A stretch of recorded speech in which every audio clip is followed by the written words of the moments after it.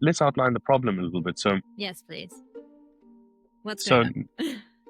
so, so if we think about nature in its totality, we have, as a society, utilized the services of nature since the beginning, right? We used to have this indefinite resource, which is essentially where we built our economy on, and now we're at this tipping point where we see that we've consumed so much of it so recklessly that we are feeling the tipping point. So it was over the past decade, you'd need $711 billion per year invested into nature. At the moment, there was somewhere around 200 billion. So we were well short of it. If you look at the kind of money that goes into AI or wars today and stuff like that, to be honest, it's not that much money to safeguard nature in the future. And this is why I say, okay, well, if that's the case, then what's stopping us from doing it? And there comes the questions or the tick boxes that we need to tick off. And one of it is, well, money needs to make money.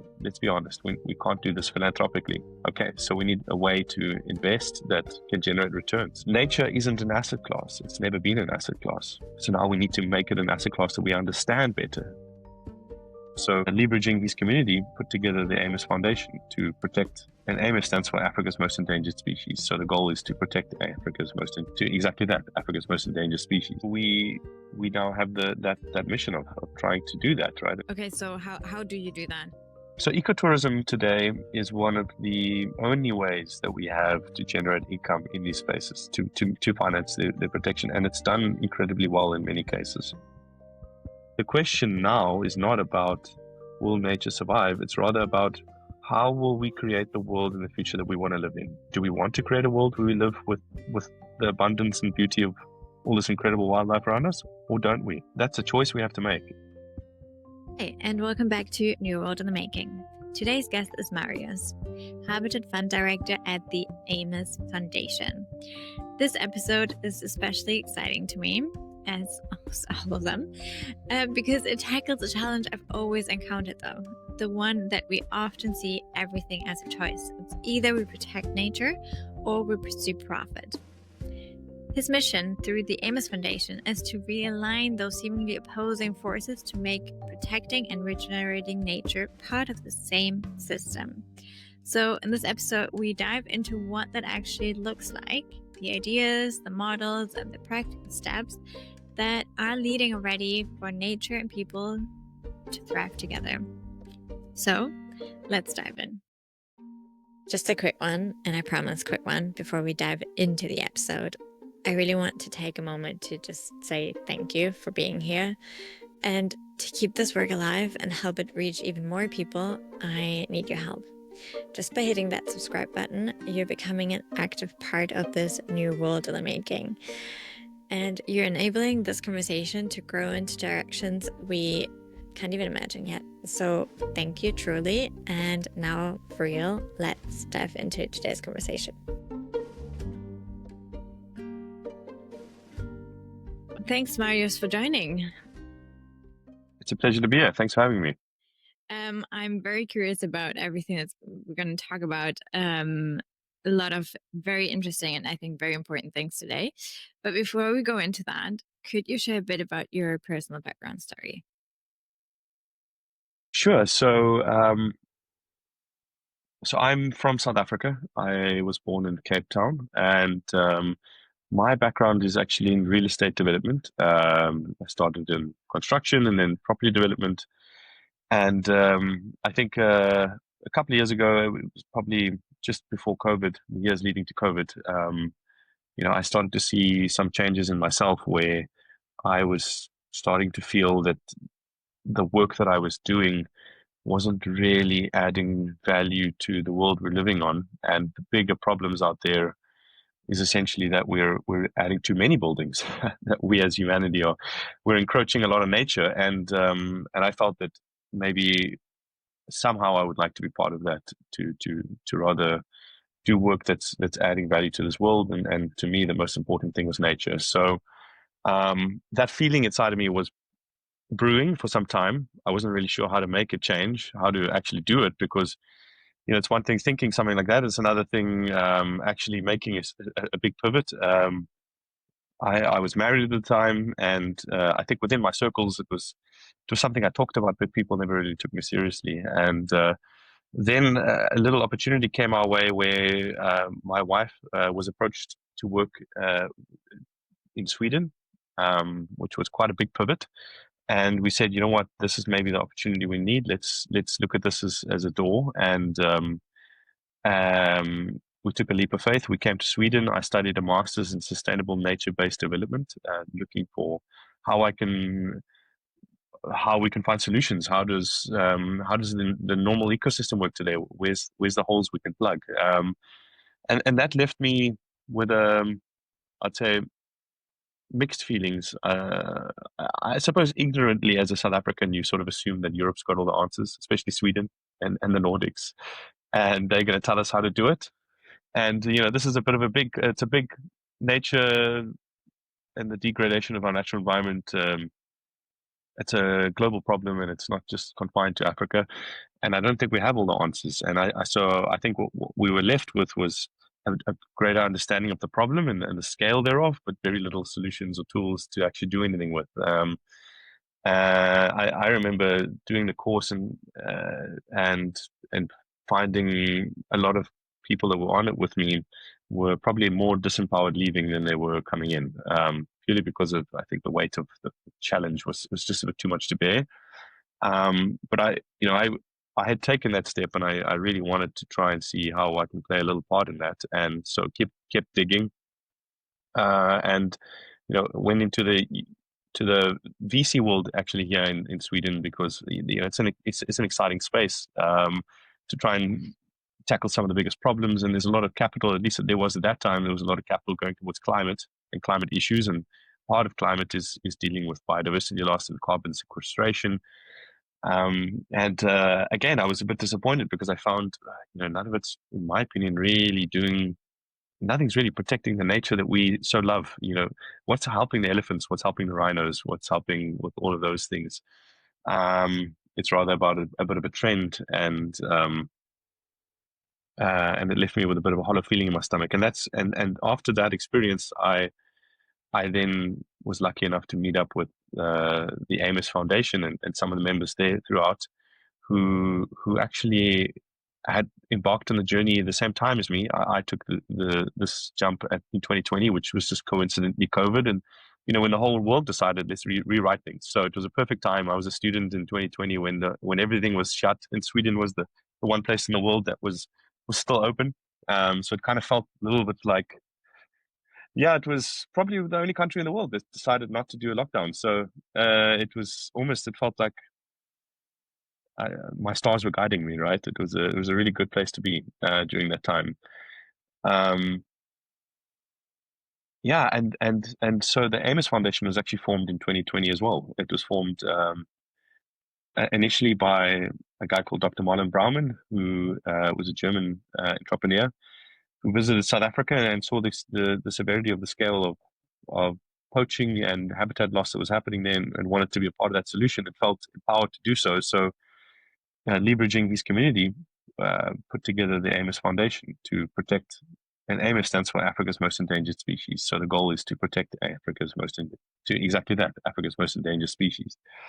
Now we're actually a leadership team of 9 people, all from different sectors, but all very entrepreneurially driven, that form the core leadership of AMES. And we leverage also a community of what we call guardians, and these guardians come from all different facets of life, really leaders and captains of industry, from investors, entrepreneurs, decision makers throughout Northern Europe, but I'd say primarily German and Swiss based. And together we now have that mission of trying to do that, right? And I think that even that was a really interesting journey to unpack. Well, how do we do that? I think that's what led us to where we are today. I mean, I can dig into that if you'd be happy for me Yes. to do so, or Yeah. yeah. Please. Yeah, because I mean, just a note there. I went on a very similar path as you, with master in sustainable business and innovation, and quite similar story here. So I really empathize with all what you just shared and the whole like daunting feeling that you leave and it's like, oh my gosh, how do we do this, right? And where are the solutions that we thought we would find? And then there's just, yeah, just so much not really happening as we thought maybe or hoped for. And so this is giving so much hope now what you're just sharing here, because yeah, we need more of those. So yeah, please continue and go into the how you Yeah.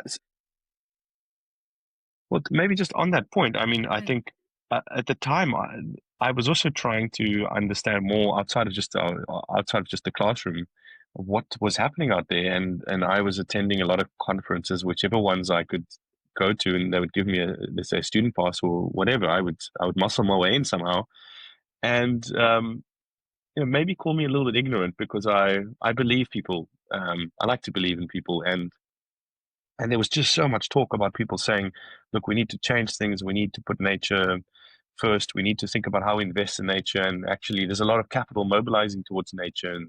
And to me, it was like, well, hell, this is happening. I mean, what's the holdup in a sense? Uh, and Gosh. that's, yeah, like, let's go. Yeah. Everybody's keen. So why don't we do Yeah. it? I mean, we all know what we need to do. We're all Exactly. here. Let's Yeah. do it. Yeah. Right. Why not? Yeah, exactly. And I think it was that in the beginning that really gave me this inspiration to be like, no, I mean, come on. And I guess my journey has been one of going through each of the tick boxes to cross off the list. What do people need so that we can eventually stop with the excuses in a sense and say, okay, well, there's no more excuses because it's always we need to invest into nature, but there's this little thing we need to solve first, or and well, if we can get rid of all the buts, then what real reason is there at the end of the day? So so that's that.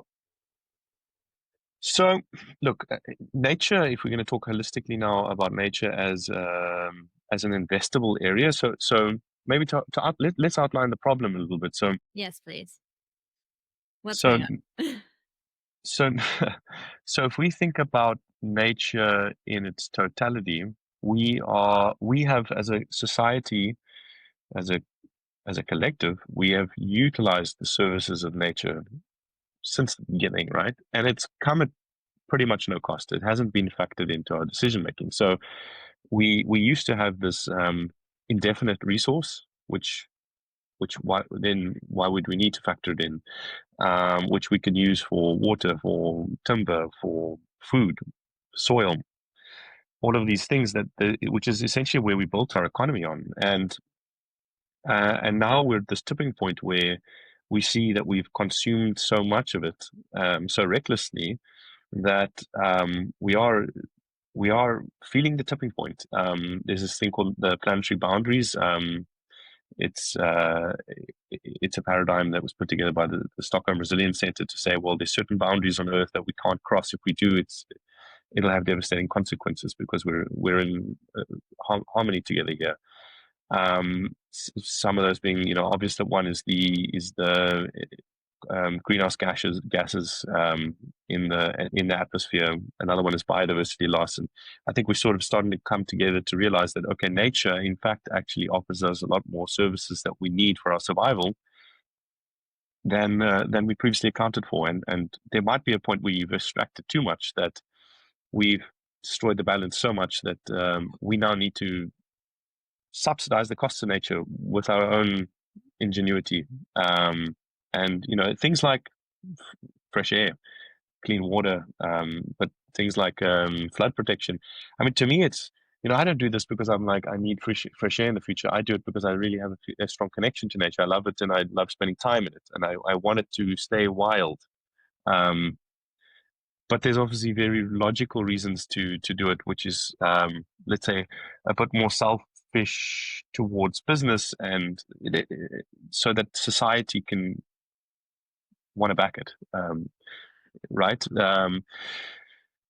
Yeah, exactly. So we've worked out, okay, there's a gap that needs to be filled. That if we invest into nature appropriately, then we can set up the necessary safeguards to be able to then have it maintained in the future for forever, so that we can continue doing what we're doing. But we obviously then we have invested in nature enough. And there's a lot of theories. One of them was the 30 by 30 goals. I think it's a fantastic initiative, which is essentially saying if we protect 30% of all land on Earth and ocean, then Yeah. we will have protected the necessary hotspots of biodiversity that it can continuously replenish itself. Like the oceans, they say if you protect the certain spots that are the breeding grounds, it spills over. It creates enough for for their own needs, but also spills over, and there'll be enough, more than enough, for all of humanity into the future.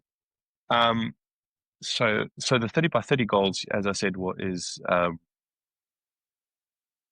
it's really saying if we protect 30% of land and sea on Earth, we protect the necessary hotspots that nature can replenish and provide us with whatever we need in the future as a society. And I think that's a super cool goal. So we've quantified this, and in a sense, doing this as well as, let's say, fixing our industrial chains and our connection to where we source a lot of our nature-based products from, would need $711 billion per year,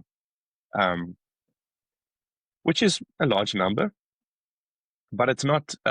It would be until 2030, right? When this was a couple of years ago. So it was over the past decade, you'd need $711 billion per year invested into nature. At the moment, there was somewhere around 200 billion. So we were well short of it. If you look at the kind of money that goes into AI or wars today and stuff like that, to be honest, it's not that much money to safeguard nature in the future. And this is why I say, okay, well, if that's the case, then what's stopping us from doing it? And there comes the questions that or the tick boxes that we need to tick off. And one of it is, well, money needs to make money. Let's be honest, we can't do this philanthropically. Okay, so we need a way to invest that can generate returns. Nature isn't an asset class. It's never been an asset class. So now we need to make it an asset class that we understand better. And maybe there are some asset classes around, let's say, forestry and agriculture, because that's what people mean when they say nature nowadays. When I say nature, I think of nature in a very wild sense. I think of the wilderness. I think of the Okavango Delta. I think of the Amazon. I think of the Serengeti Plains. I actually recently went to a conference, and it was a nature and biodiversity investment conference, and it was all about forestry. And I was actually a little bit disappointed, because I was very hopeful that we were talking about nature in the sense that I believed it to be, but it's not. It's termed very differently, right? So we don't have an asset class for nature today. And there's a lot of risks with investing in a place like Africa or South America, for that matter, or the third world places. So how do we understand the risks? How do we have the motivations to invest there? How do we create revenue out of a product that, in a sense, was was for free before? These are the kind of paradigms that we're facing, that we need to overcome to be able to get to convince people to invest. I mean, it's a crazy journey, but in a way, I've learned that going that route is a very challenging one, and you don't always win, to be honest, because you're trying to use logic in a very complex arena where people don't necessarily have to apply logic back. There's fears and concerns, and I mean, if you're a pioneer and a leader in a space, you're going to have to expect a few no's. But where I found success, in a way, is that people still love nature.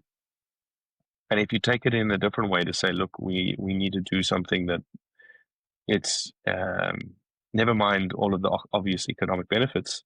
Yes, we will make money in what we're doing, but we're doing this because we love it and we want to be a part of that adventure. I think it talks to a little bit of a different side of investors today. So that's where we got our starting point, but it's definitely not the most scalable way to do it either, right? But it's yeah. But I love that. I love that you mentioned that, because I think sometimes, I mean, I always come back also to the short-termism of our paradigm and our world, how it functions right now. So I think it's just, yeah, it's just so hard to go and above that idea of, okay, right now we need the money, and maybe it's going to take a little longer, or it's going to not be like a tech investment, but speaking to this other side of, we all, like, we are nature. So how about reconnecting to that? I don't know. Yeah, it's true, but I guess you can also it's also fair to not expect the average Joe on the street to come to these kinds of realities on their own without a lot more let's say usherance from so many other factors, so many other people out there. So we need the backing of state, we need the backing of bigger investors, and we need to actually think a bit pragmatic about how we look at nature. So there was a big push to, as I say, recognize nature as a new asset class, right, and have it listed on the balance sheet. And this is something that I've looked into and supported. We've had this idea of biodiversity credits that we've developed, which is a way to leverage the carbon market, and maybe that's a separate thing we can talk about. Yeah, I would love to go into that after this. Yeah. Yeah, Yeah. yeah. Um, but at the same time, um, it takes a hell of a lot to really recognize a new asset class, and to have it needs everyone to believe in it. And there's a lot of other challenges with nature that come with, let's say, the point that we all love it and we're so emotionally tied to it. So there's so much risks at play here. There is risks if you have an asset that can be owned by the bigger conglomerates or governments. Like, what does that do to the people on the ground? There are risks there. So for us, in our work, it's really about cash flow, because nature is, in a sense, a liability. In reality, in the African context, it costs you money to protect it, quite simply. So So, so, so in our world, we're dealing with endangered species such as rhinos, and a rhino is something that is very sought after for its horn, and there's a lot of poaching. So, to be able to defend the rhinos means that you need to have armed guards to protect them, and that comes with a lot of money. So, this is why we have such a challenge in the moment in the African context, right? Is because uh, nobody wants to hold rhinos anymore. It comes at a great personal risk to them. I mean, their families are at risk, because you have people coming that are armed by um, Asian cartels that are looking to source the rhino horns. They're heavily armed, military grade, and they're willing to um, to kill in order to get the rhino horns, and they do kill the rhinos as well as whoever stands in their way. So, in order to defend that, you need to have equally armed people on the ground. Um, unfortunately, we live in a fragmented world, so you need fences. Fences are expensive to maintain. You need to manage the animals that are also fragmented. So genetically, you need to introduce new species. You need to take away species. There's a lot of movement of game. Nature isn't necessarily just existing on its own, and you leave it and it looks after itself. In some contexts, it does, like in the heart of the Amazon, but not always in the African context. So it costs a lot of Because of money to us? maintain it. Like, because of us? Yeah. So the fundamental problem is habitat loss, right? So we as a society have encroached through our agriculture, urban expansion on the natural landscape of the animals. So they just literally don't have the space anymore, right? So um, So whatever is left that we've kept in the small pockets, and it really is small pockets, because especially in Africa, animals need a large territory to be able to move around. Um, whatever's left is now majorly at risk of those around the outskirts, let's say, extracting to be able to survive. And this is what nature has been until today, right? Nature has been something that is more valuable extracted than it is left wild. So to me, it's valuable left wild, because I get great, let's almost say, spiritual enlightenment from it. I see a sunset and I feel good, and if I see animals in the natural sense, I feel good. But if but in reality, how our commercial model works is we need to cut the tree down for it to be valuable. We need to take from the fruit. We need to harvest the animal for it to be valuable. And in a sense, that's also part of the evolution of man, and that's nothing wrong with that. But it doesn't need us to then set aside these pockets, as I said. Um, Added to that, you add the complexity of Africa being, the poorest continent on Earth, with some of the poorest people on Earth living in and amongst these animal species. And when I say poor, I mean in Western standards. In my opinion, a lot of people are living happier lives than a lot of people in the cities. And that's just me on a segue, but dollar value, people are living poor and they need to survive. So, what we call a poacher today is somebody trying to put money on the table for the family, or trying to put food on the table. But it does mean that there's extraction that needs to happen of animals, and if we can find solutions to do that in a way that people don't have to do it by the aggressive manner that it's happening, then I think there's a win-win to be found. With a lot of poaching, it's snares. They put out wires in the bush, and it catches all kinds of things, much more than just what they're looking for. And in a very horrific way, animals are also killed. And to us, it's all about, if I sort of take the challenge we have now, and I say, well, to us, the solution was, how do we create businesses that can generate income that can be used to finance the conservation work that needs to be done on the ground, so that we don't have to rely on philanthropy, because philanthropy is fickle. We've seen now, for instance, USAID decided overnight they were going to pull the plug on the world, and the biggest foreign aid donor in the world all of a sudden decided they're not going to sponsor a lot of programs that they were sponsoring, in nature conservation being part of it, but also others. And then everybody's scrambling to find ways to do it, right? So how do we generate the income that we need to do the conservation work, but then also that we can support those communities around those wild spaces, so that they don't have to do the poaching that they needed to survive.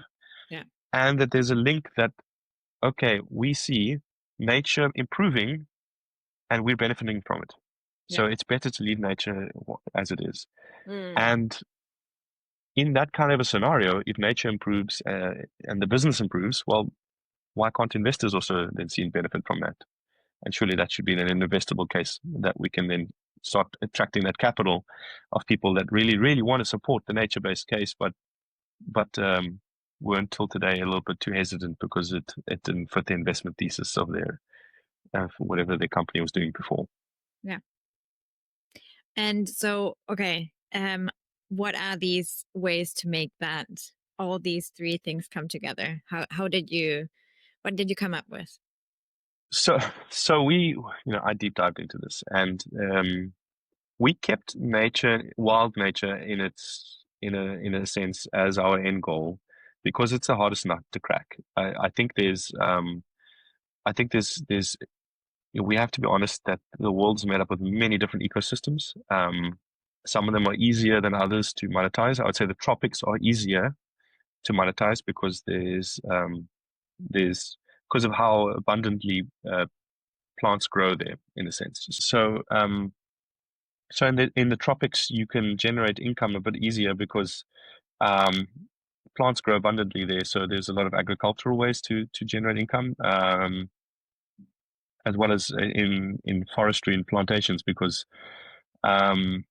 trees grow so well, right? So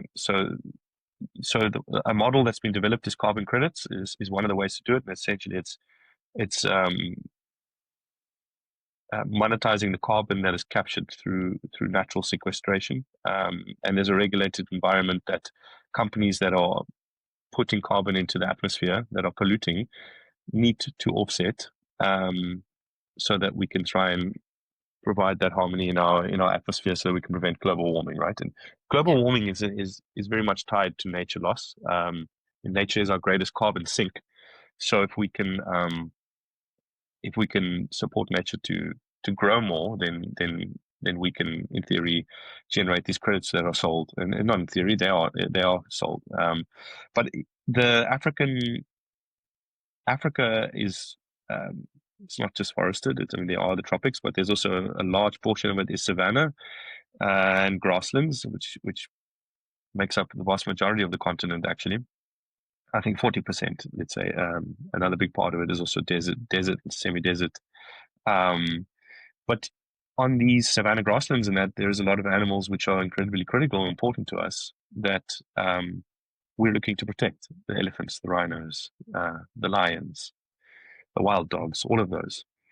And we looked at what kind of businesses can we create out of those, because you can't actually generate income in the same way that you can in the tropics. You can't necessarily just leave a piece of ground and it'll sprout up a forest that you can claim credits from.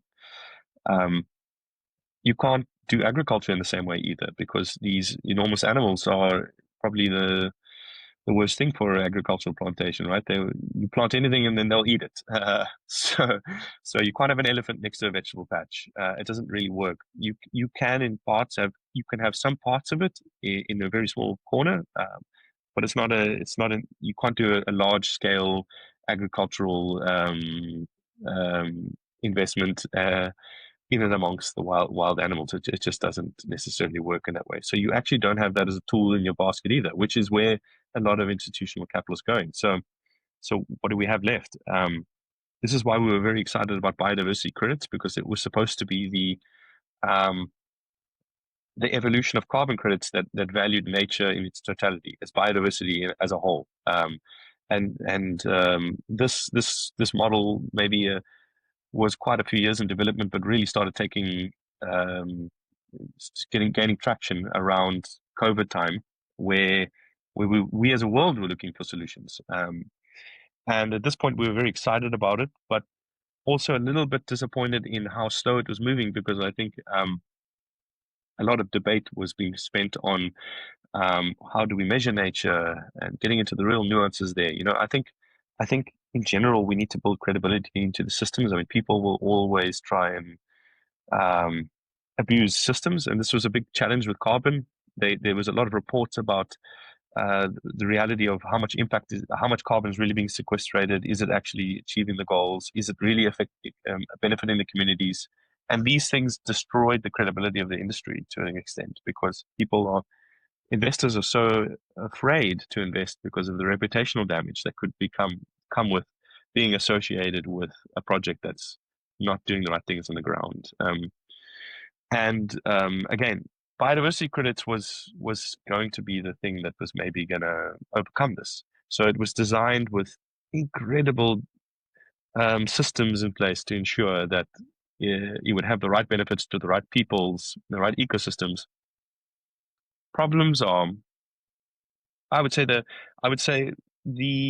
it was a very collaborative effort. I think even indigenous communities were brought in. I mean, there's a group called Biodiversity Credit Alliance, which was spearheading this a little bit to try bring in actors from the regulating side, the developers side, from scientific community. So everyone together was playing a part in trying to develop this. And it started with, what do they look like? What's a methodology look like? How do we measure nature? Then how do we regulate it? How do we ensure that the benefits are going to the right people? I think the problems of it is that, well, we're dealing with the African continent, and I'm talking from the African continent perspective, but I think there's similar lessons to the rest of the world. And things don't work out as simply as, or things are already as complicated to get projects on the ground. So when you create a very complex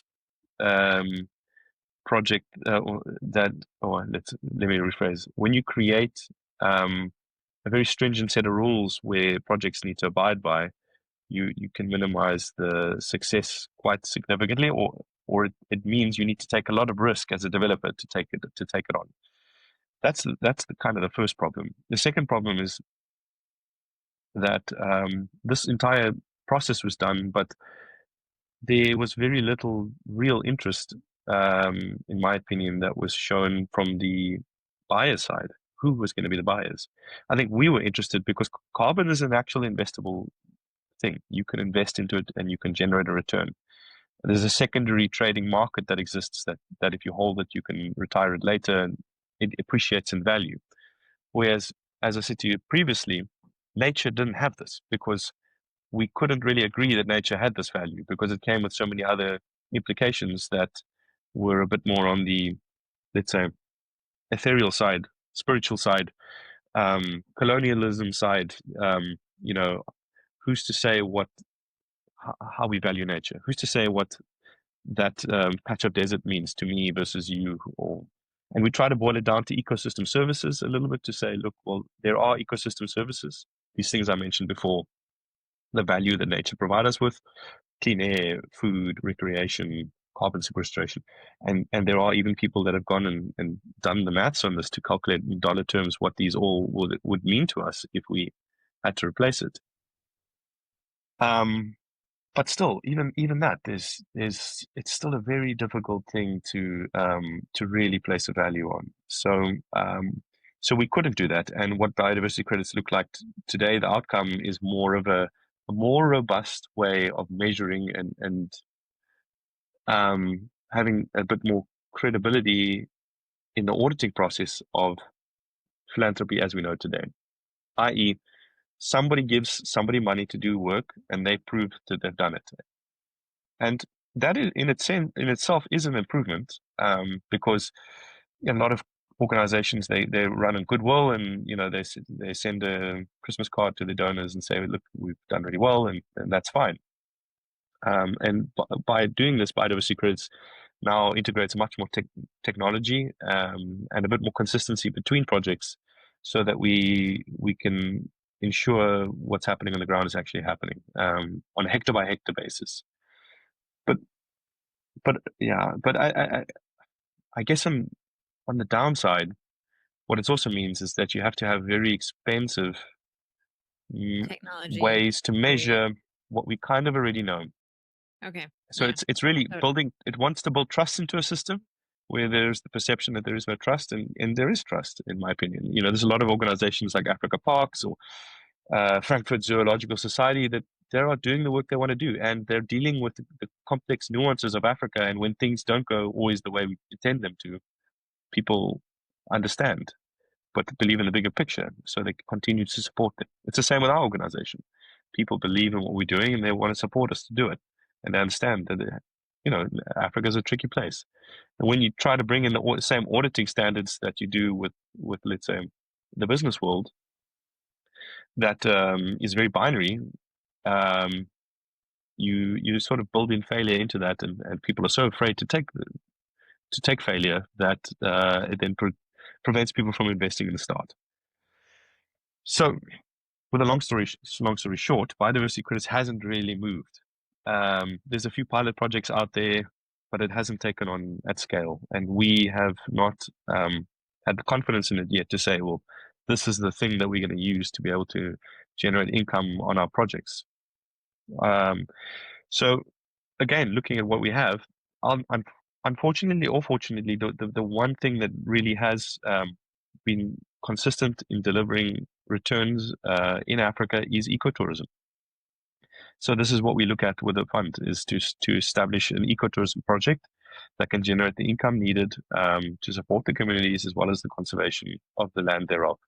And on top of that, we explore other things, such as maybe there's a carbon credit angle.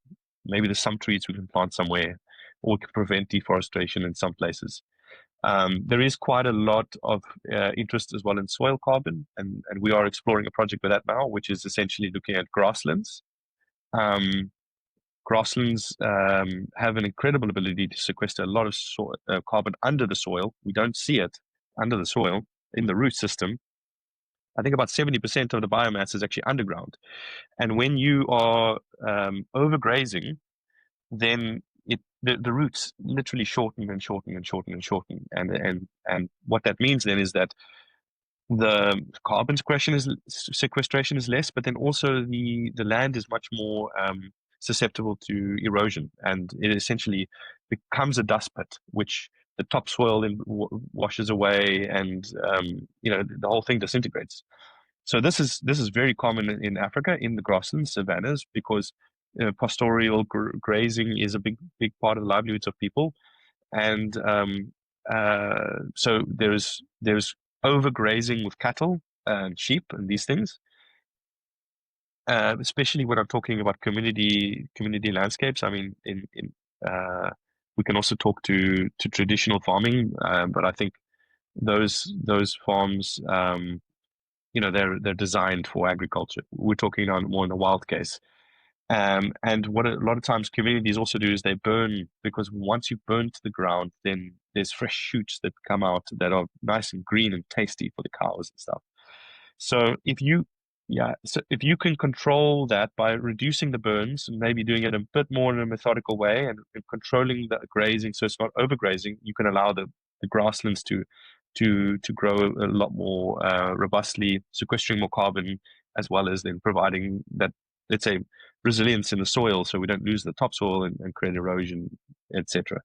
And there is a carbon angle there. So we look at that, That's and we that's still, amazing. yeah. Isn't that also basically regenerative agriculture, kind of using those principles in there? Yeah, exactly that, which is what people used to do for ages, right?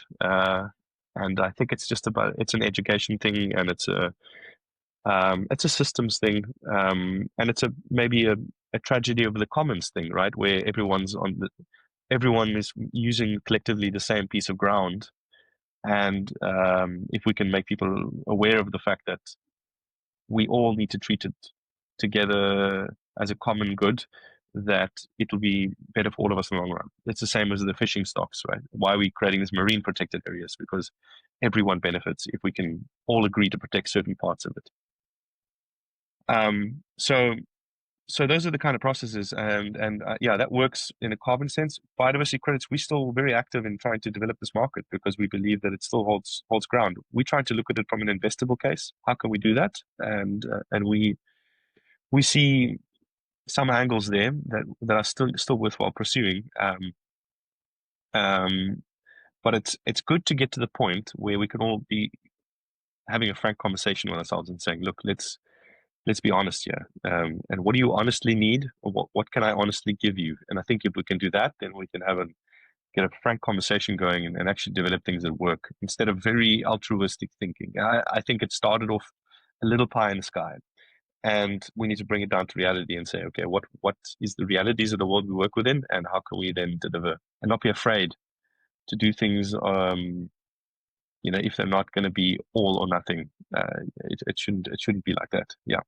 So yeah, but ecotourism is our primary income driver, and it actually is an incredible, if done right, it's an incredible way to generate income, because it's also one of the biggest employment drivers in Africa, and oftentimes also employment of women in marginalized areas. So it's giving a lot of income into communities, to places which maybe wouldn't have traditionally had access to, because men are doing a lot of the manual labor kind of stuff in those kind of areas, and doing the farming.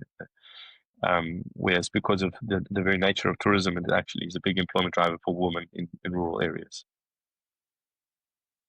I wanna go into that a little bit more, to understand a bit more. Okay, so how does that ecotourism work? But yeah, I just wanted to just note that I always found it so beautiful when we go towards basically just understanding what is exactly what you're saying, the reality of things, and not going against it, but how can we evolve it, right? How can we go and align the incentives to really evolve towards something that is just makes more sense? And what you also once said, like that just moving towards harmony as just as nature is, right? Nature is just harmonious systems, and that's why I think this holds so much power and is so interesting, and it's I think with such a potential because it's really going towards that alignment.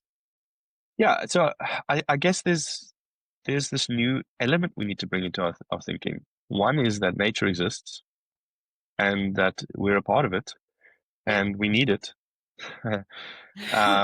We might not think so, but we really do. I mean, I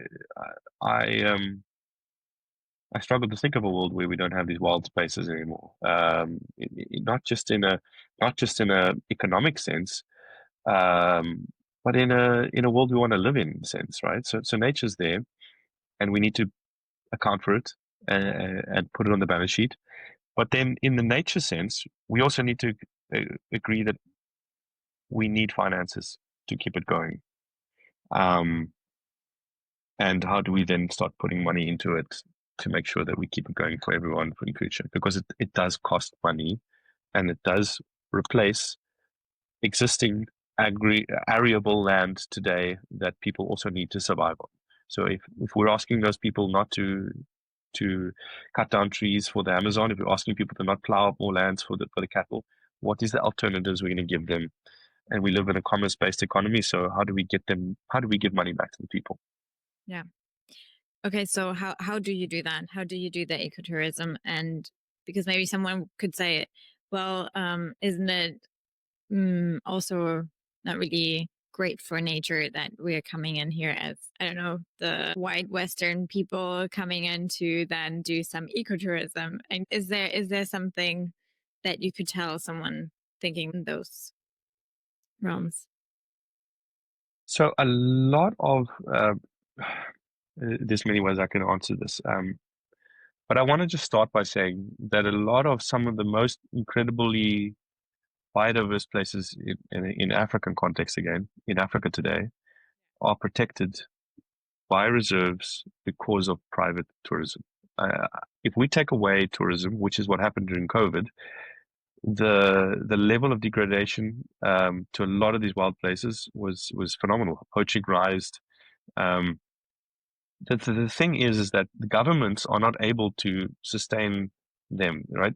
Nature is not the most important bucket, unfortunately, even though if you think about it in the big picture, it really is, because without it, you have so much more problems in the sense as a country.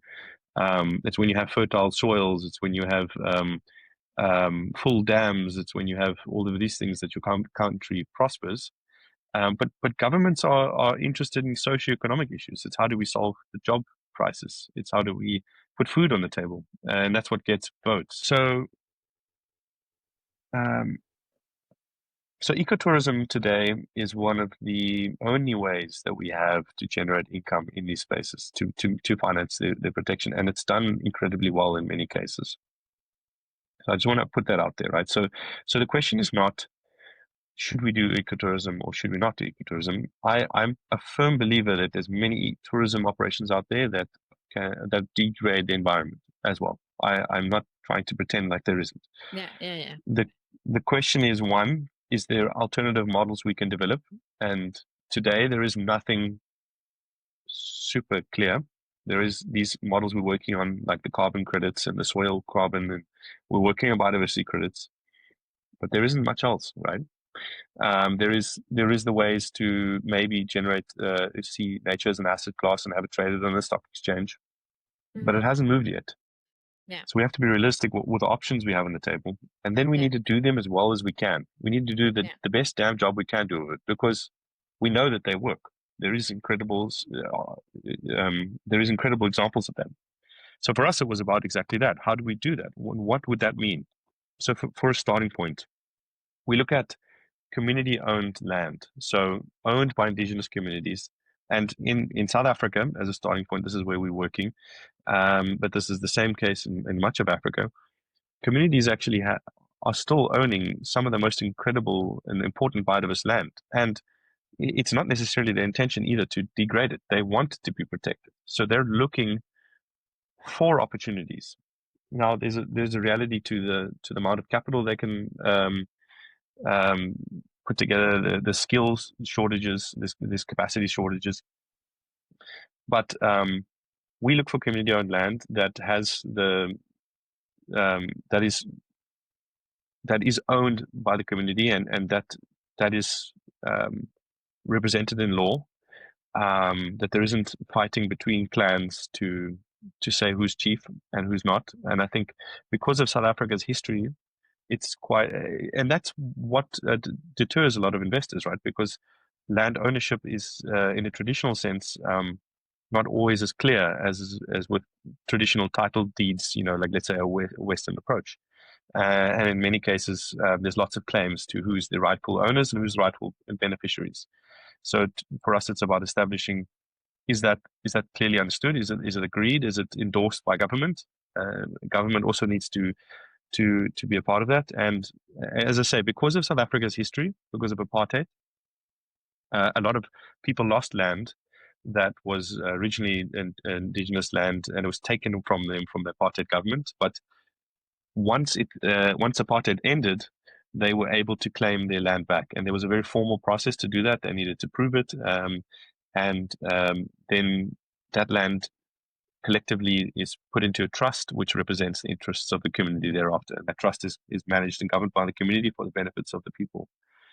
So we have this incredible process that's happened to identify the rightful owners, and those rightful owners now need to see the benefits of it. So we have a reserve we've recently invested into. It's called the Mkombati Reserve in the Eastern Cape of South Africa. This community, they owned it. They lived there, but in the earlier part of the century, they were removed to make a leprosy colony. The nature was so spectacular there, and it was such perfect climate that the government determined it needed to be the perfect place for a leprosy colony at the time. And many years later, they were able to claim their land back, and it was actually even included as a provincial reserve. So the government protected it for them on their behalf because they wanted it to stay protected because of the incredible natural beauty that's there. But the government doesn't have the money and the finances to protect it, and the people have seen no financial benefits out of it. So they ask themselves, well, wouldn't it be better for us to maybe have our animals grazing there? Wouldn't it be better for us to eat the food that's coming from it, eat the animals? And a lot of poaching does proliferate. And they actually invited in the private sector to say, can we work with a third party here who's got the experience to be able to generate a business that can actually put money into this place that can protect it properly and give us returns? So it's exactly what we've done. We have a tourism business there that was established that rents the land from the community. So they're getting rental income from a starting point. It then generates income from guests coming to experience and enjoy this. And it's done in a very responsible way, low impact, few amount of guests. And then from that, 9% of gross profits goes back to the community. So there's a vested interest in the success.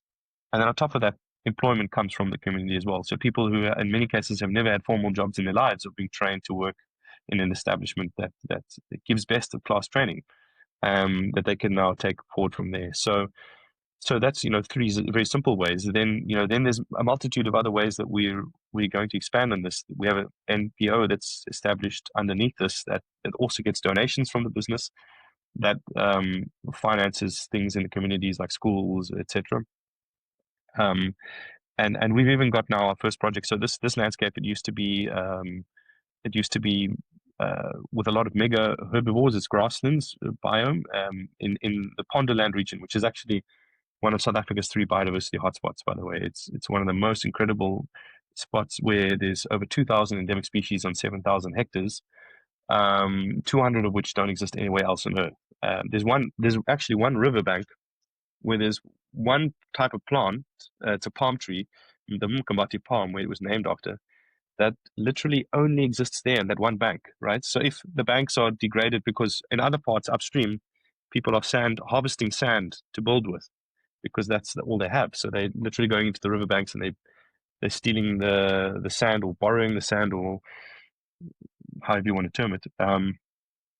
And it's destroying the riverbanks. And here there's one tree that grows only in one place in the world, and that's worth protecting in our opinion. Because around that there's insects that only live off that tree as well, and that's the beautiful fabric of life that we need to protect. So so by doing it in this way,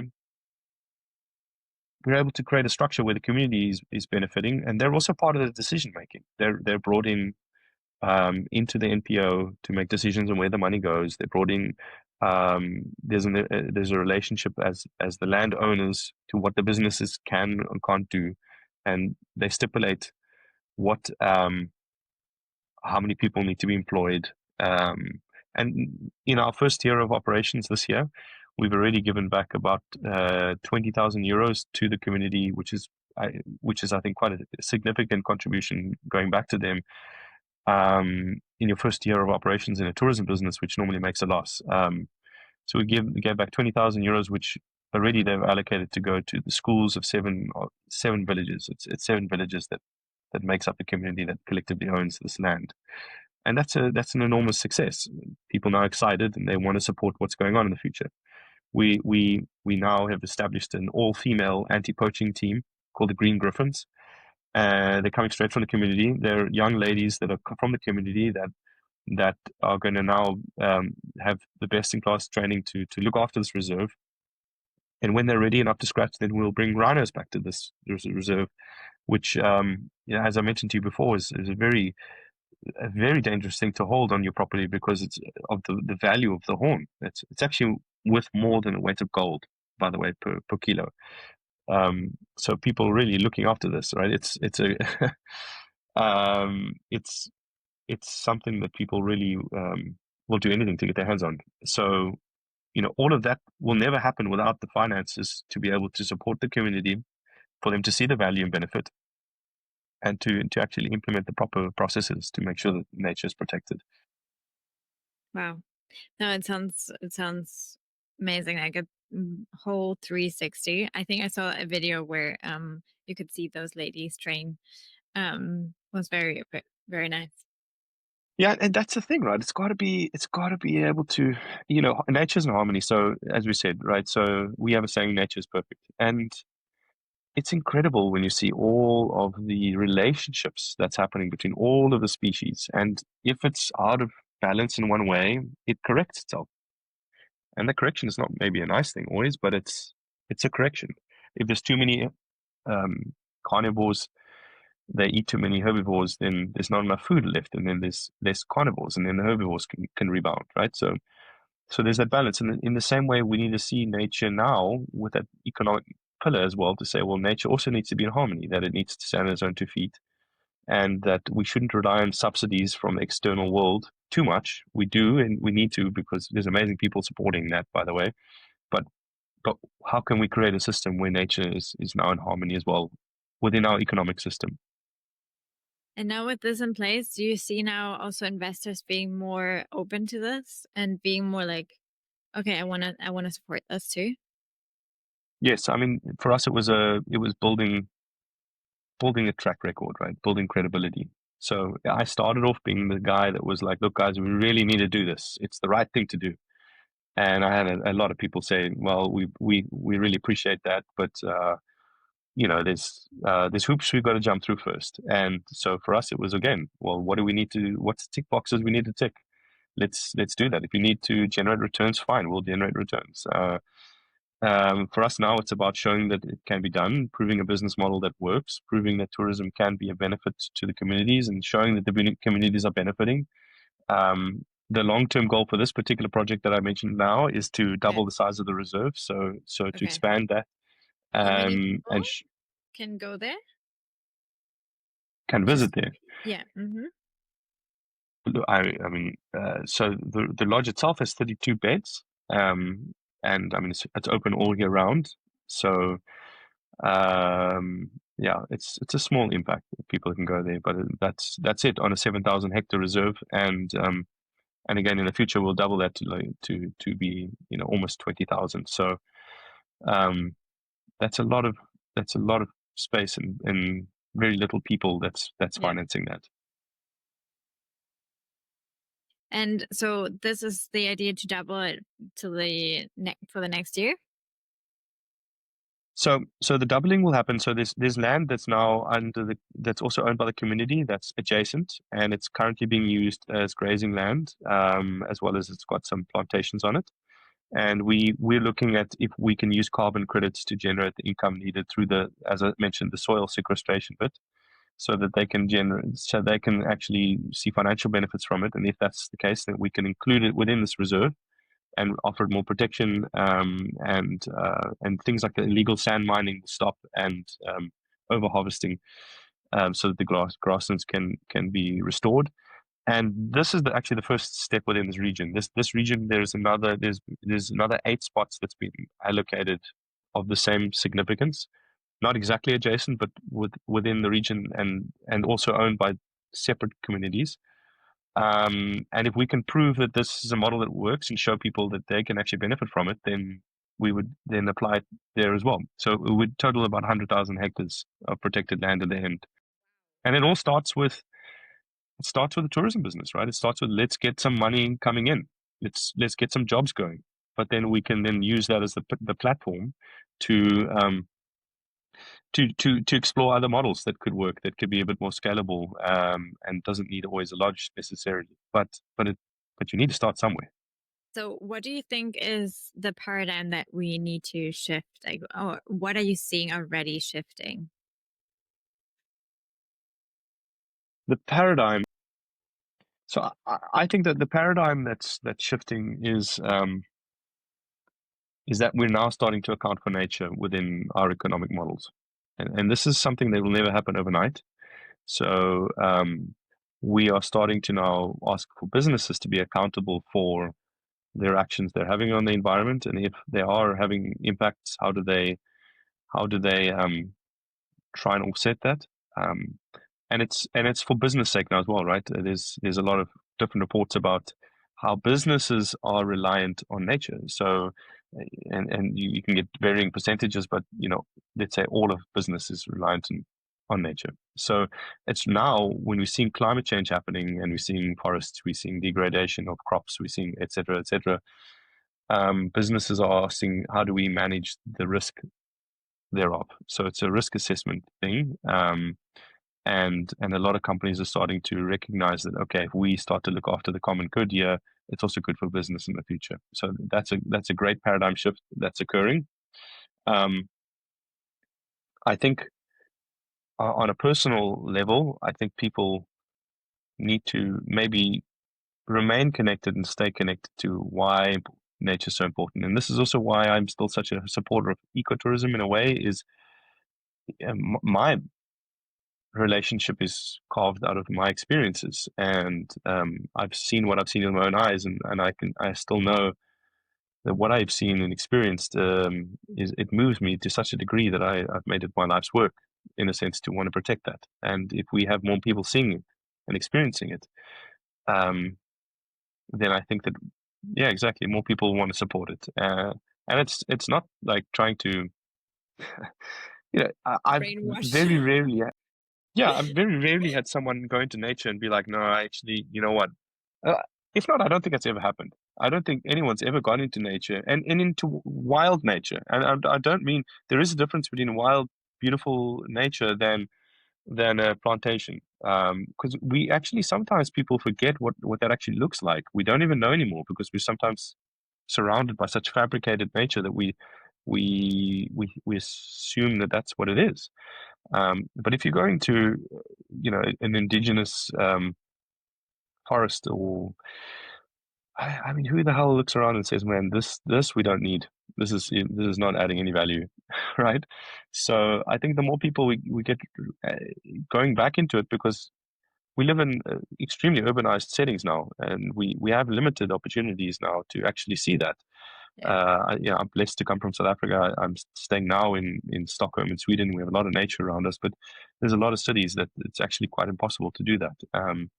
And then with that goes this understanding of the importance of nature, and also the sense of harmony we have within ourselves when we're in it, and what would happen if we lose that. So I think that that's the paradigm shift, is in a way, how do we bring in that into our daily lives again? Yeah. Wow. Such a good point there. That yeah, once we see it, it's hard to unsee or feel.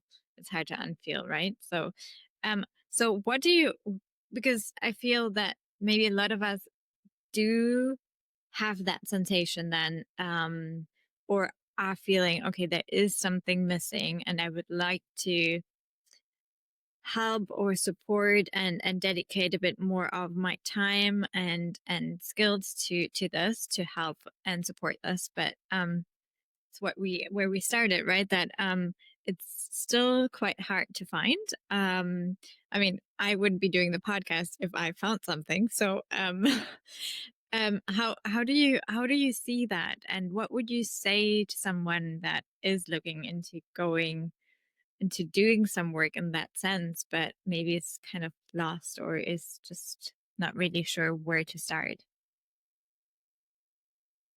Yeah, that's a hell of a question. I think it's multifaceted, right? So one, I don't think everyone needs to quit their job and go and pursue something in nature as directly as I did. It was a hell of a long journey, a hard journey.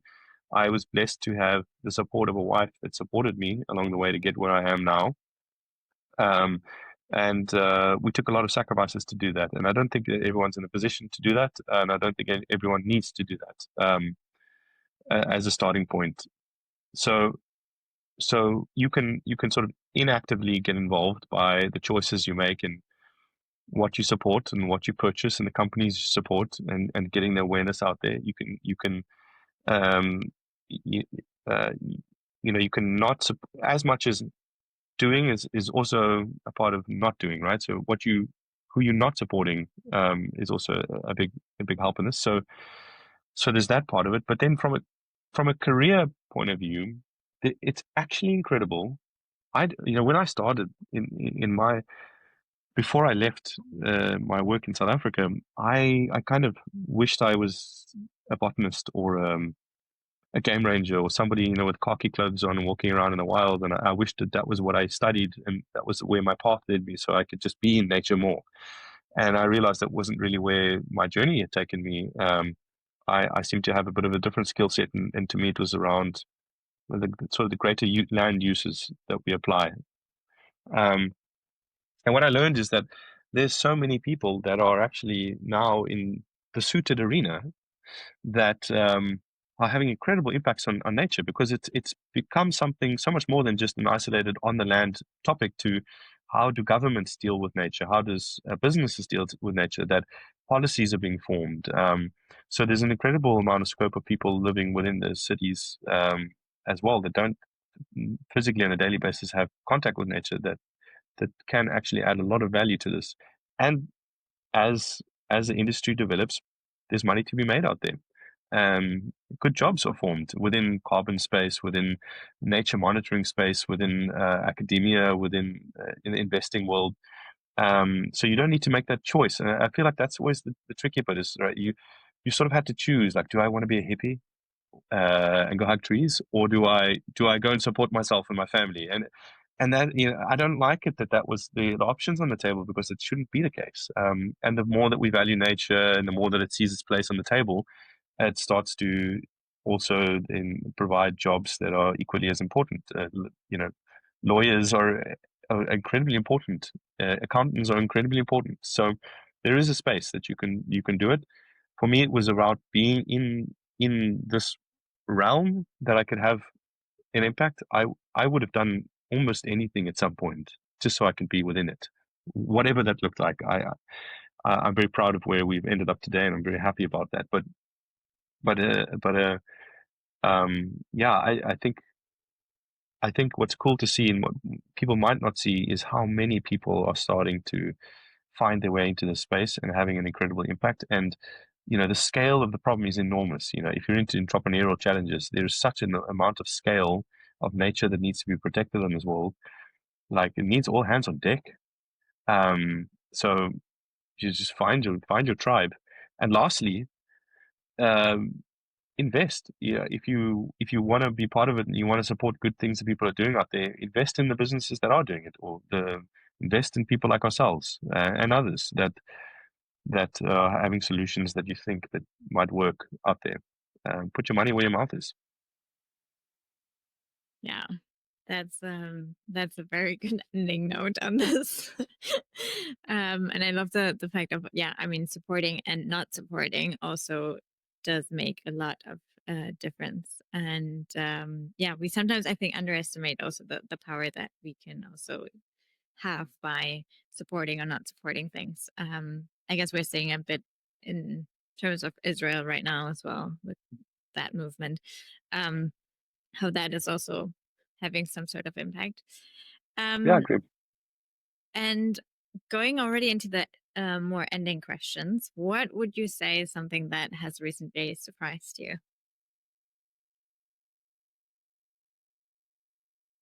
surprised me?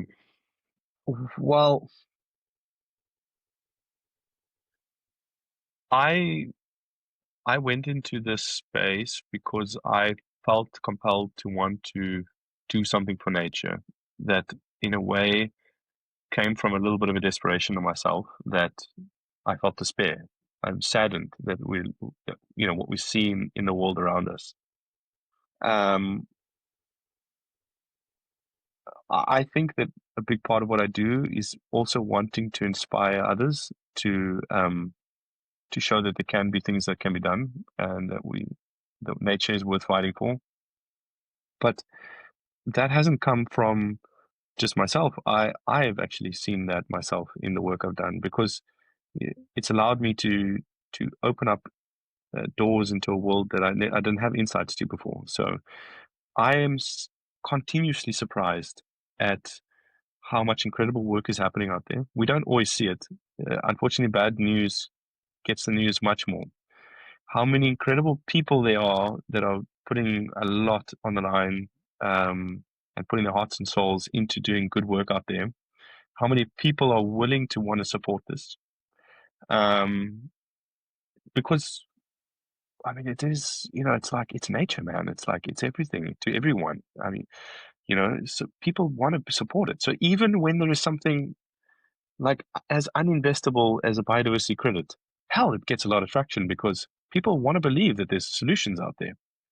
Um, so I'm always surprised or impressed at the capacity of humans to want to do something for nature, and there is so much amazing things. So my heart feels a lot fuller because I see that there is an amazing momentum happening out there, and nature also has the incredible ability to bounce back in ways that we've never previously believed. I've started to, let's say you call it a trained eye.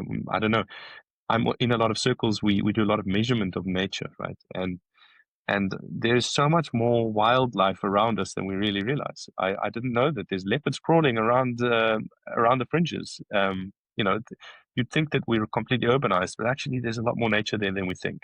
And if we just give a little bit of space, it can come back.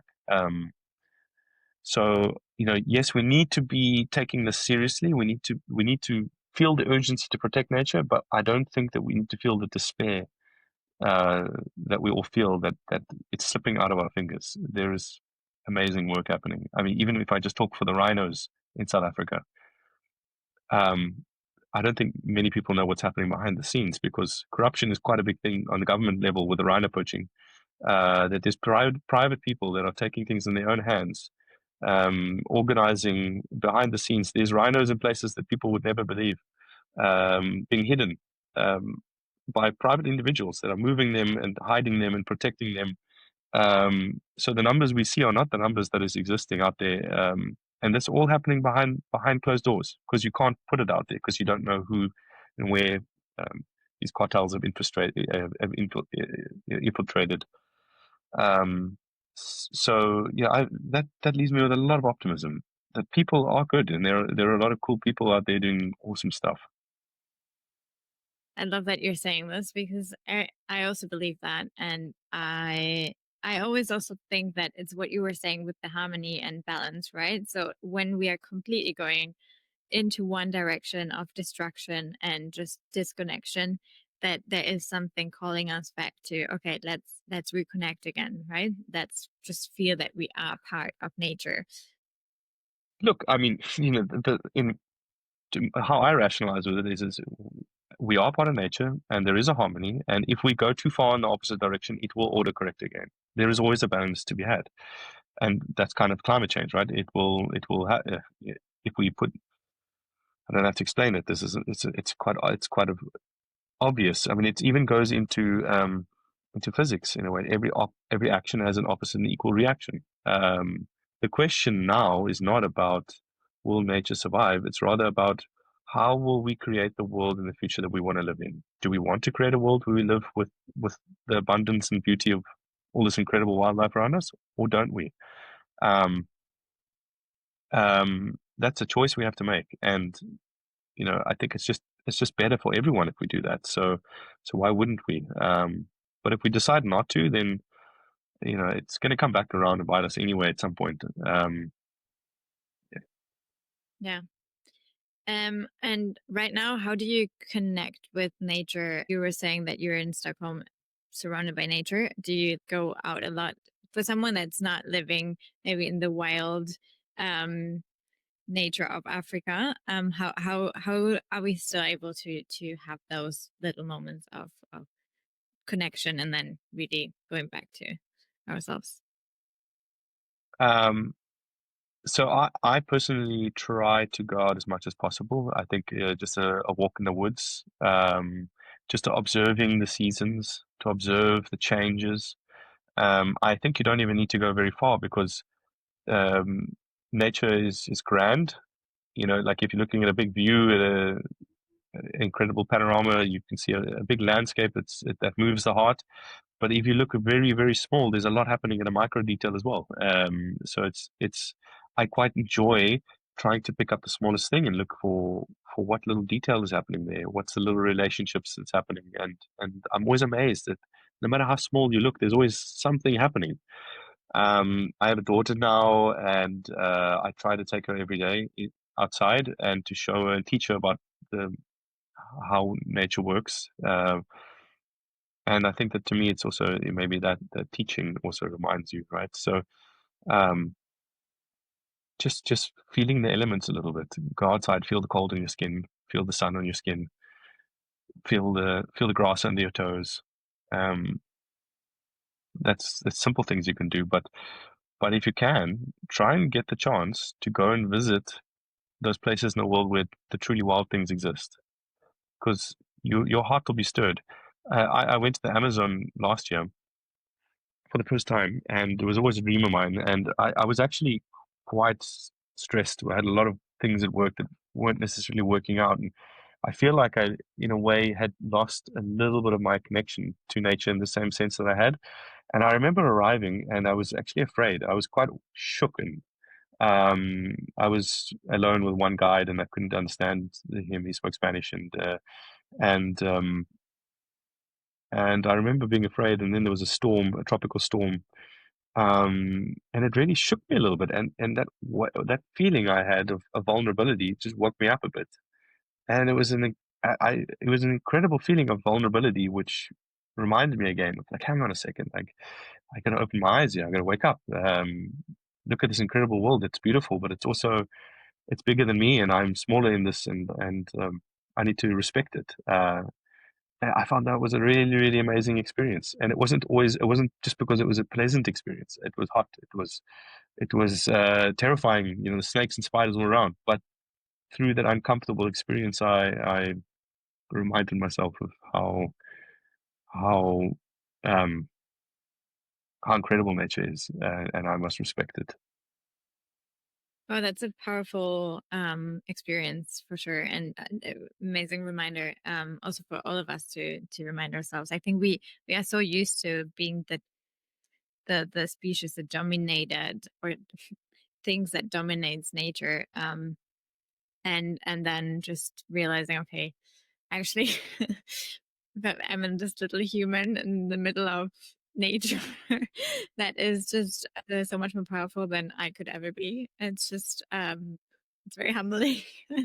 It is. It's humbling, and we all need a bit of humility, I think. Yeah.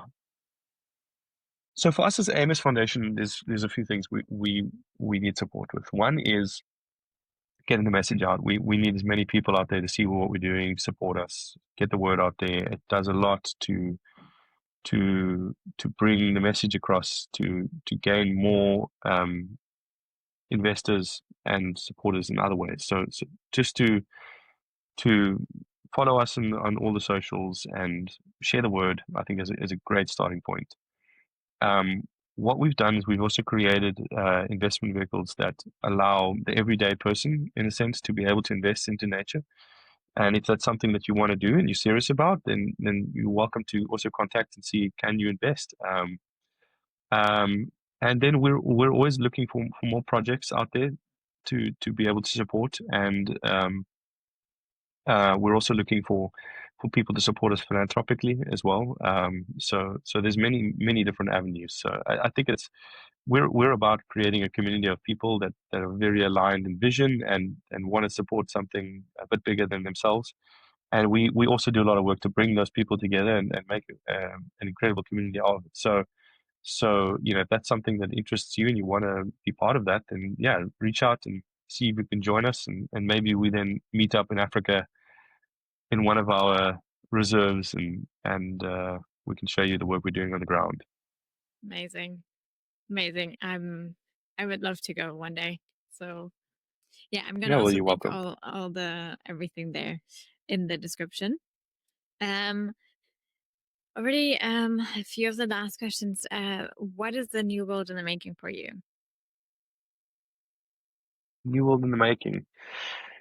Um, so there was a time where we, as a species, were trying to survive against nature, and I think we've shown incredible ingenuity to do exactly that. We've, in a sense, created a pretty incredible world around us that we're all enjoying a standard of life that was just never possible, even a short few years ago, to many. Um, Now we've, in a sense, tamed nature, and we've done it so well that we've kind of forgotten what we've done in the process. We're waking up to that, and I think this new world that we're creating is one that we say, look, we are in charge now. We pull the strings. Let's now have a bit of humility, and leave pockets for the wild to stay wild, so that we can always make sure that the things that are still unknown to us can still remain. Um, um, and and I think that's what we're doing. We're slowly working to develop the world that we can coexist with nature. Um, if the 30 by 30 campaign, for instance, if there's 30% of the world that's left as wild spaces, then I think it can survive into the future, and we can also do that. So that's a world order. How do we do that? And I think it'll be beneficial for everyone on Earth. Yeah, so true. And where do you see then that new world evolving in 5 to 10 years? Where do you see us? So in the short term, I Mhm. think there's got to be a little bit of more pain first. Okay. Unfortunately, I think Why? as a species, we also we learn by hitting our head against the wall. Unfortunately, Right. um, and there's things that are geopolitically happening right now that are distracting people a little bit from this, and that's also understandable. I mean, we've got wars sprouting up all over the world. There's a bit of quite a big change in the global world order. And even climate is backtracking, right? There's a big sentiment backtrack that is happening where it's almost becoming taboo. Science is being discredited. Scientific results are being discredited out there, right? So there is a there is less focus than there was yesterday on protecting nature, unfortunately, on let's say the macro level in the topic and the agenda. But nature is as important as it always was, and it will still remain in the future. So we will wake up to that. We'll get through the cycle, and we'll wake up to that. And whatever nature that is remaining and protected will be held in even more value. Um, I mean, if you think about it, right? Like as I said, I have a daughter now, and I read to her every night. And what do we read about? We read about the lions and the elephants. What is everyone reading to the kids at night? We read about the fishes in the sea and all of that. So we will always have this emotional connection to nature, even if we're not in it. And that remains will become so valuable to us. It will be worth things that we can't describe today. So um, yeah, I think unfortunately we need to go through this current cycle. It's going to be a difficult time, but I foresee us. We have the great power and potential to restore nature and to protect it. And I think in the 5 years to 10 years time, those that have stuck it out, like ourselves, that have demonstrated models that work, that are let's say a bit more progressive in their thinking, that have shown that communities can benefit, that prove to communities there is another way, that prove to investors there's another way. We'll be in a space which we can really capitalize on that change again, and we can run with it. And the beautiful thing is that when you're talking about nature, we're talking scale, like from the get go, right? There is so much land that is able to be protected.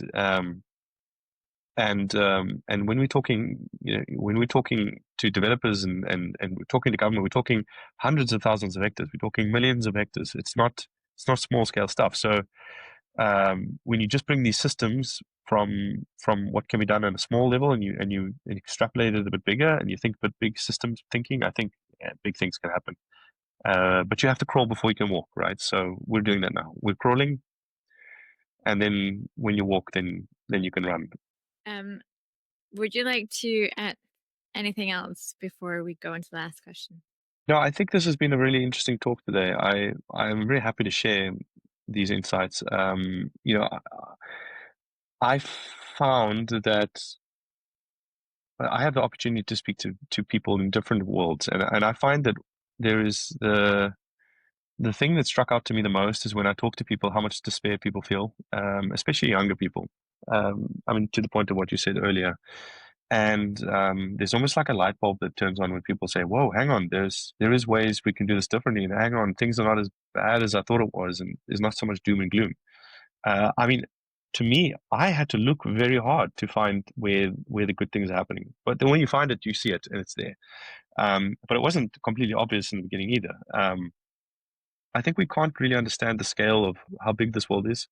I think we can't really, it's hard to see it, right? We see on our screen things happening in front of us, but you can't really comprehend the size of Africa or the Amazon or whatever. You can't understand the size of the Pacific Ocean.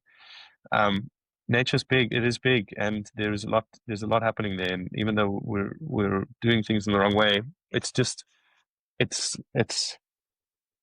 sort of like the inertia that's left behind from how we used to do things. um, there is a lot of hope out there, and I think that's something I really want to share with people. And I thank you for bringing that message to a lot of people. I think that's really helpful. No, thank you so much for coming on. Because yeah, it's exactly about sharing those stories of hope that and not just hope, but actually things in action that are working, that are finding traction, that is, doing that work. Because that was that was for me also my experience. I would see a lot of things, kind of ideas, really great ideas and things that would theoretically work, but then to see them actually come true and really start to grow into something that really works, yeah, was hard to find in the beginning, and that's why also the podcast is there for that. So Yeah, yeah, thanks so much for coming and joining. yeah, yeah. Thanks. Actually, that's something that I really like to try and hold true. There's the I think my background coming from the building industry in a way helped me, because when you're in this space, it's easy to be consumed by like very metaphysical things, and it's quite hard to quantify sometimes. And I think that's probably why people are trying to quantify nature, but it is hard to quantify success. And in my previous world, it actually used to be very simple. And we used to have a saying in the office, because it takes a long time to also develop a big project, right? We do like a massive industrial estate or a commercial building or something like that. And it takes a long time to get the approvals and designs and costings and all this kind of stuff. And we used to sit in the boardroom, and the founder of the company, actually, who's a very successful businessman, very pragmatic. You would go and you would say, "Look, this is the progress we've had, and we've done so much. We're doing super well. We're really nailing it." And he would say, quite coldly, "Well, how many bricks have you laid on the ground?" And you're like, "Well, no bricks yet, but we've got contracts in place, and we've done this, we've done that." It doesn't matter until you've laid a brick in the ground. You've done nothing. I want to know how many bricks you've laid in the ground. And I really respect that, and I think that that's the exact same thing. And for us, it came down to, well, how do we do that ourselves? And for us, it's hectares. How many hectares are we protecting? That's it. How many community members are benefiting? How much money is going back to them? How much jobs have we created? How many animals are we protecting? Until that time, until we've done that, I've done nothing, quite frankly. So you can have all the momentum in the world, you can have done all the podcasts in the world, doesn't matter until you actually can say how many hectares we've protected in the ground. Um, and that, I think, has been a good North Star, because unfortunately as well, there is a lot of people and businesses out there that make a hell of a lot of money um, moving around paper. And I think we all need to hold that to ourselves accountable. What am I doing, and how is it having genuine impact? And I think if we can all do that just a little bit, then we can move the needle forward. Yeah. So such a good point. To end, could you leave the listeners with a question they can sit with and reflect upon? So if I had to ask one question to the listeners, I think it would maybe be,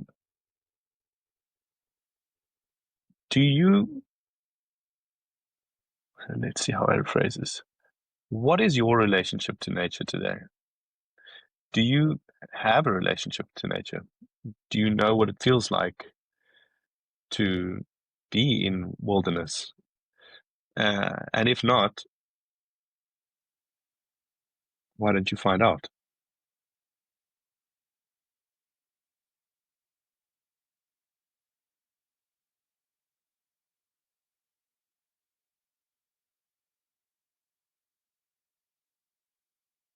Thank you. Thank you for your time. Yeah, it was a real pleasure to be here as well.